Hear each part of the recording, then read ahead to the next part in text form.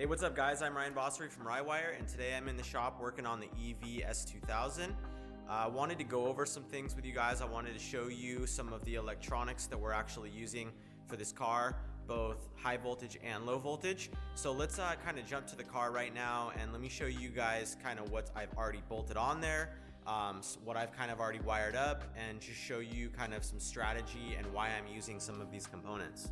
Here's the car. And let's go ahead and start in the front. So on the front of this car, it was really important for us to actually utilize a lot of factory components and integrate this car so it's very roadworthy and it drives well and responds like a normal vehicle. So one of those components that we're going to implement is the steering system on this car. So if you guys look right here, we have the electronic power steering module, and that's just a factory piece that we've recreated and rewired. We've relocated it to a little bit more stealthy position. Since we're not going to be using the windshield wiper squirters, we decided to just put it into that location, mount it right there. So this is going to be running the electronic power steering from the factory S2000. As you guys can see, we started laying in some of the wiring harness. So right below, I just ended up punching a hole right here with a nice grommet, and then I just found a good spot to just lay in this big wiring loom. I'm gluing on some of these mount tabs, so everything's just kind of loosely done right now. In this general area, we're going to have an air conditioning system, and I can get into that a little bit later, but that's not going to be a factory S2000 piece. Let me jump over here to the bay and show you guys that the air conditioning is going to be coming out of this hole, but if you guys know S2000s well, you'd know that the heat system would go here in this hole, and we're actually using an electric heater, and there's actually a whole video that's describing that system, so I won't get into that too much. As far as lighting on the car, all the factory lights are going to be used, high beams, low beams, indicators. Everything is going to be kind of as factory. This wiring harness, we ended up using all brand new Tefcell wire, but we just used this real high heat loom, and nothing is concentrically twisted. I kind of did I don't want to call it a rush job on this car. I did, me and Ryan Durr spent about 2 weeks just doing the low voltage stuff on this car. So it's not a rush job, but it was just an effective use of time. I didn't really need to get too crazy with it. We're using the factory speed sensors. So this little oversprayed connector right here is our front ABS speed sensor. We do have a factory ABS unit on this car as well. So let's go jump over to that. Other side, yep, headlights, ABS, speed sensor, and here's our ABS. So this is a factory S2000 ABS. This is basically our kit that we have for our relocation kit. So the unit just mounts right here on the side, all soft lines. It's going to be fine. They're stainless steel hoses, so that'll be really good for just streetcar use. With seeing probably very little track days, but still want to, got to overbuild the car. We got the stop techs on there, so it's ready for the track. It's just going to be more used as a weekend racer and daily driver. So there's our ABS system in the car there. I guess we could jump over to the engine bay, and this is one thing that's going to probably be pretty interesting to you guys. So because we have no vacuum on this system, there's no gasoline engine, so there's no vacuum being created. So what we have to do is we have to, in general terms, we would have to use an air pump, and that air pump would have to basically be a switched power and with a pressure activated switch in line, and it would fill an accumulator tank, and then it would apply pressure to your brakes. Well, this system right here is super cool because these are found on a lot of electric cars, and what this is a Bosch iBooster. So what this iBooster is going to do is it's going to actually have an electric motor drive in it, and what it's going to do is it's, instead of building pressure, it's just going to use a motor based on pedal pressure and angle of the pedal arm. So it's a really cool thing. We'll be able to use this for cool stuff like regen braking. There's a lot of really cool functions. This is a CAN-based module, and once we figure out and deal with all the CAN information, we'll be able to get this information all over the car and do some like really cool stuff with it. So yeah, if you guys can see, we have that bolt right there is for our heater system. So there's a heater in the vehicle. So let's jump over and let's look at that. So this might look a little bit more familiar to you guys for an S2000. We have stereo system in the car. I really wanted to make sure that, you know, all the power windows, stereo, everything is working pretty much as normal, or a way that I was able to kind of make work even if it wasn't an easy, straightforward thing to do. So as you guys know, we're pretty heavily involved with power distribution modules, and what those are solid state systems, and this is one of our PDM 30s. There's actually going to be two 30 channel PDMs in this car, so we're using a lot of inputs and outputs on this car. It's pretty crazy. So let's jump over to the heater box with the air conditioning system. So all of our blower system is going to work like stock. All these little actuators and everything are going to work like stock. One thing to note, I rigged up this cool little switch right here. So when you actually turn on your heat and it goes past the blue and starting to go into the red, it'll actually, this manual arm that used to pull a cable is actually going to depress this switch, and it's going to turn on the high voltage heater that I placed inside of this factory box. And like I said, there's more on that video. You guys can go and check that one out of how I did the heater system specifically in this car. You guys can see there's the factory steering wheel and like even the ignition switch. So this car, I don't want to have any like CAN buttons. I want everything to just be analog, so it kind of feels like a factory S2000. So let me jump over to the driver's side. It's nice having a convertible because I just didn't even have to change the frame. All right, on this side, you can see the door panels are all kind of pulled down and stuff like that, but we're going to be using all the creature comfort switches. Everything's going to be like stock, and everything's going to be utilized. We're even going to keep the fob for the power locks, so there's going to still be power locks on the car. And what I did was I actually mounted the power lock module right here, this little black box, and then behind it is actually my radio. So I got a little Wi-Fi radio that will fit into a little, it basically just fits into a little plastic box, and then I just pigtailed it. It's kind of hard to see, but I just made like a little pigtail coming out of that box. So that's actually my radio. So my radio and my keyless entry essentially are right here. We have a connector for the door, so then that will plug into this loom that we made right here. It'll plug into all those components. We even have, like I said, the key, so this harness will plug into one that we built, and all the steering stock and everything. So these connectors right here, even the horn plug right here. So all this stuff is going to work, and it's going to be on our factory steering stock here. So for lighting, we'll be turning knobs. For flashing of the high beams, it'll be the same thing. Everything. We even have the windshield wiper motor right here. Windshield wipers in place. It's going to have all the speeds. It's going to have park function. So it's pretty cool to be able to just, you know, show you guys that this car is going to come together with all of its creature comforts. Something different that we don't normally always do. We normally kind of strip cars and make them real simple, but I'm gonna do a couple cool things. Like, I don't have a power roof anymore, but this will be cool for like maybe like a launch control, or like a, you know, I could stage and do a burnout or something like that with a line lock. This can be another button option, but it's probably end up just gonna be emergency flashers. Like I said, all the creature comforts should be in place. Right here, we're going to wire up to this auxiliary some kind of a knob to be able to select our different drive options, reverse, neutral, etc. Electric motor there in the back, Tesla drive unit. We got a lot of wiring, tons of stuff back here, and I guess we can kind of get into what are, you know, some of these functions. Real quick, I'll show you guys that we our official, and we have the charge port. This is just a J1772 charging port.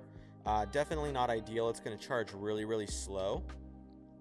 We are going to also be adding a CHAdeMO, so that's a DC charger, and that one will make the speeds increase substantially. So we hope to be able to charge this car up in about 30-40 minutes. All right, so some of these components I laid out on the table, I want to just kind of show you guys. We can start kind of getting into high voltage stuff, but I guess I'll kind of give you a rundown on some more low voltage things. So these twin turbos right here are going to bolt straight to our engine. That was a joke. Hopefully you guys are all getting a kick out of that. These are actually water pumps. So these are really cool water pumps. They look like turbos because they flow incredible amounts of fluid. Turbine design essentially.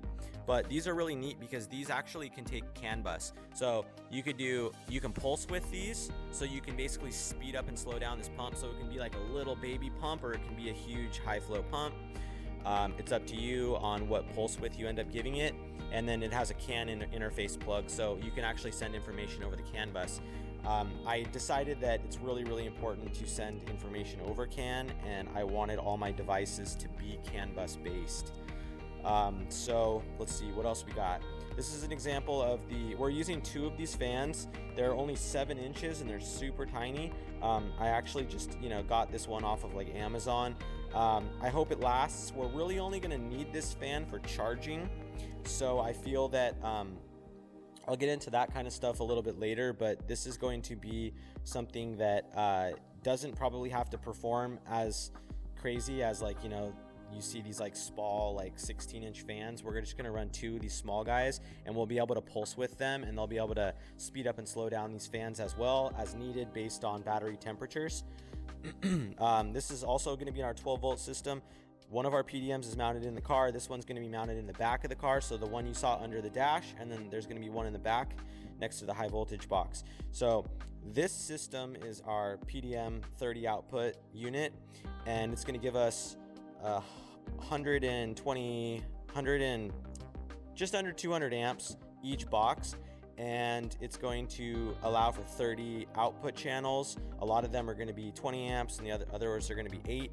There's a PDM in the front that's going to have a lot of our load and factory stuff with all of our really high load items. This is going to be more like low load. This is going to be switching contactors and things like that. So this one's probably not going to see too many amps total, but it's going to be very important to be able to control all of our contactors with independent technology. This is going to be the unit that's actually going to be controlling our motor for now. We hope that one day maybe AEM will have something to be able to control directly on the Tesla as far as the pedal and the Tesla drive unit, but for now they don't. And what we're going to do is we're going to use this AEM module to control our whole car, all of our pumps and motors, and everything will have control over CAN with this unit. But the actual drive unit control is going to be done with that guy for now. It's just kind of like a CAN module that allows to actually operate the Tesla drive unit, because the Tesla circuitry is pretty complicated. These are some inline battery heaters. I'll talk about that in a second. This is our 12-volt main battery, Belade Sport 12-volt battery. So this is their larger sized one, and it's going to be very important to run 12 volts and have effective batteries, because we have these PDMs to run, fans, etc., etc. There's a lot of stuff on our low voltage system, so it's really important. What is actually going to be the generator or the alternator sending power to this is going to be our DC to DC unit. This is actually a DC to DC converter as well as an onboard charger. So I really like this unit. This unit is a 6.6 kilowatt charger, and like I said, a DC to DC converter all in one. This is a really cool unit that was done by a local company to us in San Diego. They're called Stealth EV, and Stealth EV made this box, and I thought it was really neat. It was a must-have. It's quite a big unit, as you guys can see my hand size compared to the box. It's big, it's heavy, it's beefy, but it's got everything that you need, all plug and play. I like the quality of the connectors. it was really important to me that, you know, it wasn't just butt connector connections, and they actually have like high voltage proper connectors with even like a circular connector on the low voltage. I thought that was pretty nice. This is a nice, good, beefy unit. So let's talk a little bit more about our high voltage stuff. So this is actually a Tesla AC compressor. This Tesla unit is going to be perfect for us because it's going to be at 400 volts and it can turn on with an ignition switch and a PWM. So this will be pretty easy to implement into our system, I hope. And then we have our BMS. So there's actually going to be using 2 of these BMS Orion units, and these are pretty complicated as far as lots of components that need to get wired in. So every single cell on our batteries is going to get wired into all these plugs times 2. So we actually have a lot of wiring here. And then on this side is a temperature sensor thermocouple harness, so that'll plug in there for all the temperatures on the high voltage batteries. And then this is our like low voltage control, like main power connections right here. Also with has the ability to drive contactors and stuff like that, so all the IO plug on that one. So yeah, this Orion BMS times 2, we're going to be using 2 of these. And these are our inline battery heaters. So these are high voltage. You can tell, you know, instantly by orange cable. So we're going to be using battery heaters in this as well as cooling. So whenever a battery is rapidly charged or rapidly decharged, let's go over here and check out a battery. When this battery becomes hot because of track use, let's say, and you're just killing the drive unit, you know, it's going to generate a lot of heat from the battery. Also, when you're trying to rapid charge, like when you're CHAdeMO charging and you're trying to get a charge into this battery at the highest rate possible so you can, you know, drink your coffee, have your car charged, ready to go with a rapid charger, these are going to generate a lot of heat. So it's really important to us that we have proper cooling. So if you guys look, there's actually cooling on this battery. This is our Chevy Volt pack that we're using.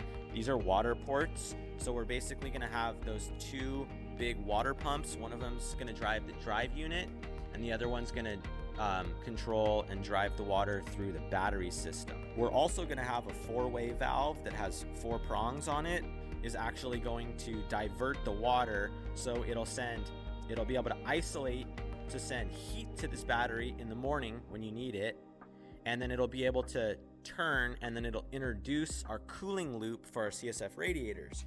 So that's pretty much you know, the cooling system. I actually want to show you guys the coolers on this car and explain that a little bit further. 2 coolers. So these are CSF bar and plate. I believe they use these for oil coolers, but they're a perfect size, 3/4 inch water ports, and I'm going to have 2 coolers. So this is my theory and my strategy for these coolers. It's going to be in the front of the car. Air is going to be able to travel in. I want my front cooler to be cooling my drive unit. I want my drive unit to be cooled when the car is moving, and then obviously when the car is still, it doesn't really matter to have water, you know, air pumping through this because the motor's not moving. As soon as the motor's moving, air's going through, it's cooling this cooler. There's a water pump, like I said, in line, and these water lines are going all the way back, cooling our drive unit. So that's constantly cycling. This back unit right here, this back radiator, is going to be for our batteries. And what I'm going to do is I'm going to use that 4-way valve. So like the 4-way valve will get mounted right here. One loop is going to be through the 4-way valve, and then the other loop is going to be for the batteries. Okay, so what I want to have happen is when I'm charging and decharging, I want to be able to turn on and have control of fans. They're going to be mounted behind this cooler. Also, the car is going to probably be stationary more often, so that's why I gave it its secondary place behind the main cooler. Okay, and what I can do is when I want to cool these batteries, the valve will turn and it'll introduce this loop. So now I can cool. If I want to heat my batteries, the valve will move and it will isolate the cooler and it'll introduce my heater, my inline heater. So in the mornings, when the car is cold and the batteries are not at their prime temperatures, I can introduce heat to the system. The main thing for this build is efficiency and drivability. So the main thing for the batteries for efficiency is temperature control. If you're driving your car really hard, you're generating a lot of heat through your drive unit, and it's going to put a lot of temperature in your batteries. But we have the Orion BMS, and if there's any like heat inrush, then what it'll end up doing is, think about it like a gasoline engine. Let's say that you're over boosting your car and your ECU needs to cut boost because there's too much boost in the system, or it'll cut timing, or it'll do all these different strategies, right?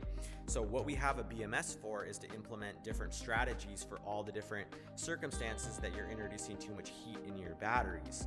So if you're on the throttle, you're at the track, you're going nuts, and you're just killing your battery, you know, you're trying to like get that battery to be empty in 20 minutes, right? You're introducing a lot of heat. So those BMSs are going to do everything that they can, and then you have to do everything you can to cool down those batteries. So that's why I'm introducing a coolant loop. I'm introducing coolant strategies into the BMS and also my AEM vehicle unit. All these components are going to be able to help me control that battery temperature. Also, like I said, when I'm rapid charging, there's going to be a lot of heat in those batteries. We want those fans to be kicking. You know, it's going to be the car's going to be stationary. It's going to be charging, but fans are going to be on. It's going to be doing everything it can to allow as much voltage, DC current in this example, straight into that battery, so it can charge at the fastest rate possible, most kilowatt hour possible, and cool and keep it cool. Because what will end up happening if you don't have proper cooling is you'll rapid charge, and then guess what? Your BMS is going to go, nope, I'm only going to be able to give you, 30 kilowatt an hour instead of 80 or something like that. So you're going to be like, well, why does it take me an hour and a half to CHAdeMO charge my car? Well, it's because your battery temperatures are too high. So the car, it's very important for me to have all these systems working. Cars like a Tesla, for example, they have all this already working. They already thought of everything, but a lot of custom car builders look over this, and I want to make sure that I'm building this car with the best potential and the best strategies to keep it cool and to make it actually work and put down the power that I know that this Tesla drive unit can put down. So I hope that covers a lot of stuff. I'll try to get a little bit more information for you guys, and as I continue the build, I will keep you updated. So thanks for watching. Peace.